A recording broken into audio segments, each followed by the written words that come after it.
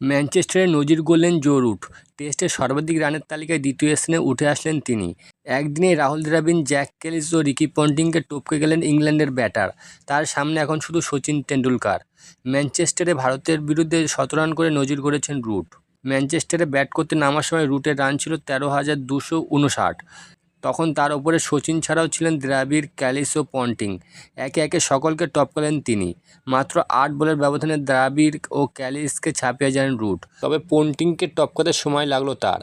119 রানের মাথায় অংশুল কম্বোজের বলে সিঙ্গেল নিয়ে পন্টিংকে টপকে গেলেন তিনি। শেষ পর্যন্ত 150 রানে আউট হলেন রুট। অর্থাৎ টেস্টে তার রান বেড়ে হলো 13,409। 168 টেস্টে 13,378 রান করেছেন পন্টিং। 166 টেস্টে ক্যালিসের রান 13,289। দ্রাবিড় 164 টেস্টে 13,288 রান করেছেন। তাদের থেকে কম টেস্টে তাদেরকে টপকেছেন রুট। এটা তার 158তম টেস্ট। শীর্ষে থাকা সচিন 200 টেস্ট 15,921 রান করেছেন।